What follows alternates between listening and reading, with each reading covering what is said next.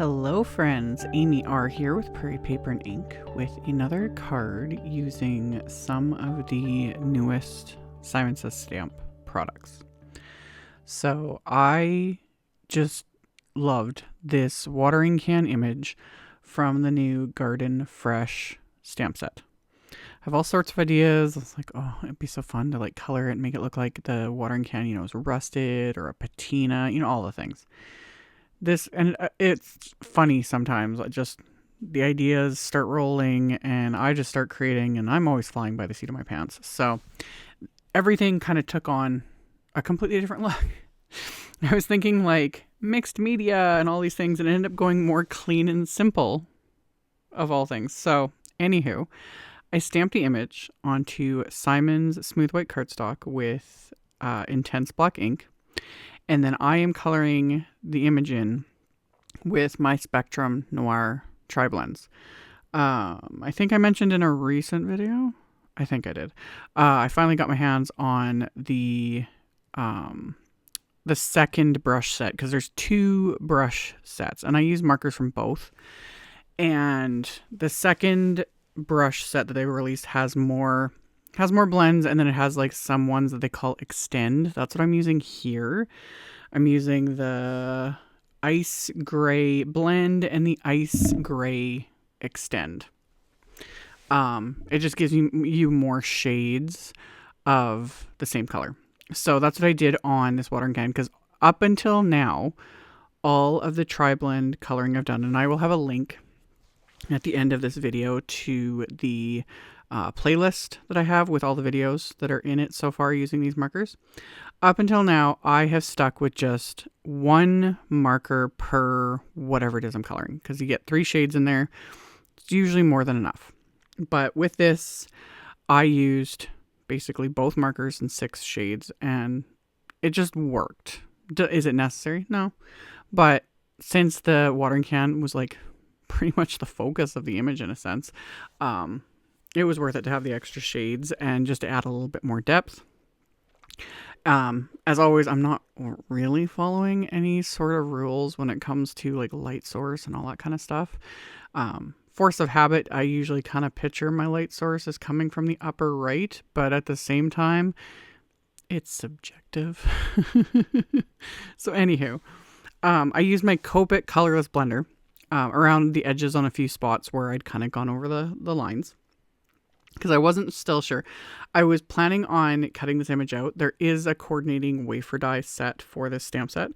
I don't have it, so I was just going to fussy cut out the image. And like I said, I had ideas in the back of my head to do like a mixed media background, all these different things. But once I finish all the coloring, well, you guys saw the card in the thumbnail, how it all ends up. So I did the greenery in different shades of green just to mix it up a little bit.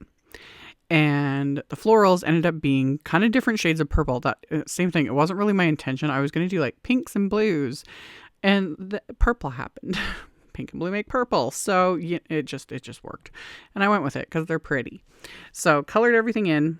And then this was the point, because I was going to, cut it out. And I was like, once I decided I wasn't going to, I was like, well, this needs to be grounded a little bit.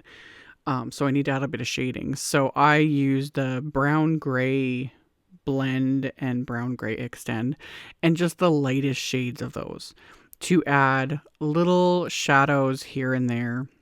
Again, kind of picturing my light source coming from the upper right, but me. So blended everything out. Used my colorless blender again just to blend it even more, just to soften it. And then after I finished doing that, I was like, okay, well, if this is going to be like my main card panel, I need to trim this down, because it was originally A2 size, so 4 1/4 by 5 1/2. So I start trimming it down, and I was like, oh, I can trim it down a little bit more. So it'll have a little bit more margin on the sides for the card base. So I trimmed it down to about 3 3 3/4 by 5. Sounds about right. So I trimmed that one down. And then I took another panel of white cardstock, and I had already cleaned the stamp off, and I'm just stamping it again, this time with Simon's Lilac Pawsitively saturated ink. And then I lined up one of the sentiments from that same stamp set, and I'm going to stamp that with VersaFine Clair Nocturne ink. So this will go on the inside of the card. So I stamped that, And then I put the main image back in my MISTI, and I grabbed another sentiment from the set. And this I'm inking up with VersaFine Clair Morning Mist ink, so just a gray ink. I didn't want it to be as intense as the black, and thank goodness I was using my MISTI because I didn't stamp it proper the first time. So very nice to be able to re-ink it and re-stamp it. Although if it was really like messed up, I would have like stamped and heat embossed it on a separate piece of cardstock and then glued that on top. Because after you spend all the time coloring something, not going to waste. But anyway, I also added some shimmer and sparkle with my Tonic Aqua Shimmer pen, and I will show at the end with my flashlight the glitter because it looks like nothing right now. Even in real life, a lot of times it looks like nothing until the light catches it, and it's like, oh, yes. Anyway, I die cut cardstock. I die cut some lavender cardstock and some purple glitter cardstock using the new Fancy Mom and Shadow wafer die set. So, and same thing, I wasn't 100% certain at first if I would just have the sentiment without the like shadow, but I liked it much better with the shadow, which I die cut from vellum. So I adhered that together as well. So I've got my two layers of cardstock and the top layer of glitter paper for the sentiment to give it the dimension, and then the bit of vellum for the shadow layer. And then I'm going to adhere that to the card front with craft tacky glue. So once I've got that adhered into place, my card base is the same lavender cardstock, and it's cut to 4 1/4 by 11 and scored up 5 1/2. So this will be a top folding A2 note card. So 4 1/4 by 5 1/2. And the panel that I'd stamped for the inside, I trimmed down to just slightly smaller than the card base and adhered that to the inside of the card with craft tacky glue. And then the main image, I'm going to pop up with some foam tape just to give it a little bit more dimension. So I put foam tape on the back, and then I'm going to pop this onto the card front. And this time I'm using some foam tape from Studio Cadia rather than my go-to Big Mama foam tape. This stuff's a bit thicker. This is about your standard thickness of foam tape, so it gives just a little bit more dimension. So pop that into place. And then my next little bit of embellishment. This is Tonic's, they call it pearled silver vellum. Online it looks silver. It's not. It is like regular vellum with just a really pretty pearl sheen. It's not iridescent like the Lawn Fawn iridescent vellum I like to use. This one's just a pretty pearl sheen. It's really pretty. So I die cut that with one of my other go-to wafer dies, the Flickering Butterflies wafer dies that I've used in a ton of cards, ton of videos. So I die cut the butterflies from that vellum. And then I also am using just a little bit of the bling from the new Lilac Sparkle Sequin mix.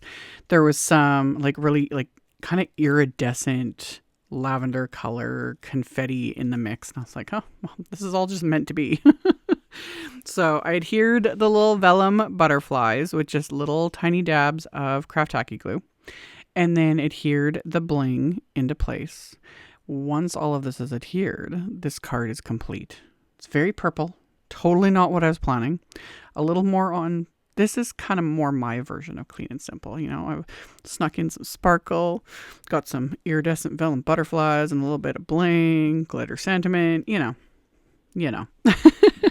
So there's the sparkle with my flashlight. Like, isn't it gorgeous? I love it. Love my Aqua Shimmer pens. Anyway, as always, there will be a link below the video to my blog post.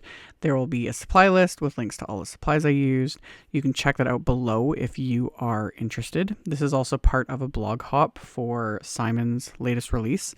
So I will have like links in my blog post and a giveaway and all that fun stuff. So you can check that out below if you are interested. Thank you all so very much for taking the time to watch my videos, for thumbs upping and commenting. It really helps a ton. Subscribe if you haven't. I would love to have you. And I will see you all very soon in the next video. Bye.